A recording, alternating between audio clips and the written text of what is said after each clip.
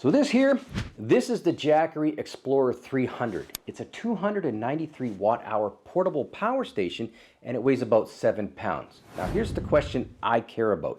Can it run my entire AI and camera setup? I've got a drone, I've got a Pocket 3, I've got a laptop running a local AI model, and I'm running all of these things off the grid.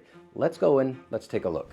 So if you've never touched one of these or never used one before, guys, basically these are portable power stations that have a big battery in them. They have a proper AC inverter built in, and this one here, this one gives you 293 watt hours of capacity and 300 watts of continuous output.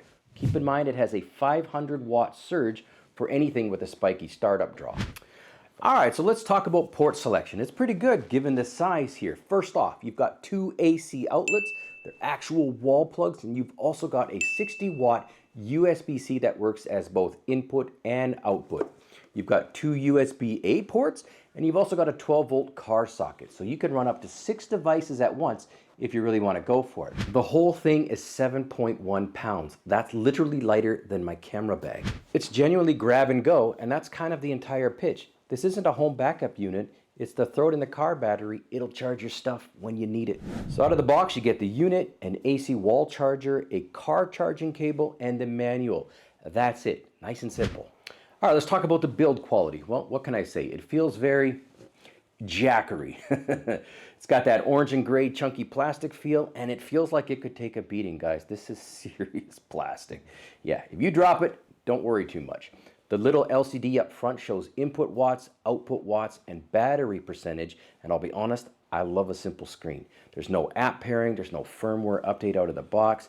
You press a button, the port turns on, and this bad boy just works. All right, let's talk about charging. Now, charging the unit takes about 3.5 to 4.5 hours from the wall, or faster if you combine the wall charger with the USB-C at the same time. Connect them both, why not? If you grab one of Jackery's solar Saga panels, you can top it up from the sun, and that's a nice option for longer shoots. This is King AI, so let's address it. Is there any actual AI in this thing? No.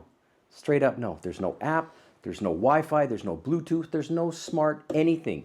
The battery management system is doing this thing quietly in the background, but this is a deliberately dumb box in the best way. Now, if you want the smart version, that's the Explorer 300 Plus. It's the same rough size, but it swaps to a lithium iron phosphate battery, so you get roughly 4,000 charge cycles instead of about 500. And it adds app control over Wi-Fi and Bluetooth, so you can monitor battery level and toggle ports from your phone. So here's the scenario. Full off-grid shoot day. No outlets, no van hookup, just this. The first test we're gonna run, the laptop running a local AI model. So I've got a local language model or local LLM running right here. I've got no cloud, no internet. It's all done on device, and the laptop's pulling somewhere around 60 to 90 watts under load while it's generating. The Jackery, it doesn't even flinch. So if you do the math on 293 watt hours, that's realistically 3-ish hours of sustained local inference or a full day of normal editing and script work. For a mobile AI workstation, that's pretty usable. The second scenario is flying your drone. Now for me, drone batteries are the thing that always ends my shoot days early. Off this bad boy right here, I can recharge my Lido X1 packs in the field, and that basically doubles my flight time on location. That alone might justify the price for a lot of creators.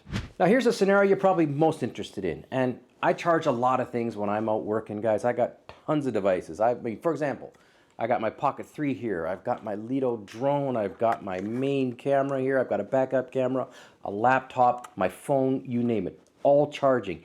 And here's the thing, the total draw, pretty much under 300 watts the whole time. The fan spins up a little, but it's quiet. It's actually quieter than my laptop. And here's the picture. I mean, seriously, a complete AI content studio, capture, flight, editing, local inference, all of it running off a 7-pound box. 10 years ago, this setup would have been a gas generator and a headache. Now it's a piece of cake. All right, so let's do a quick reality check now.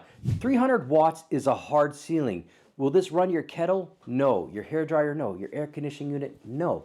Anything with a heating element or a big motor is going to trip the protection instantly.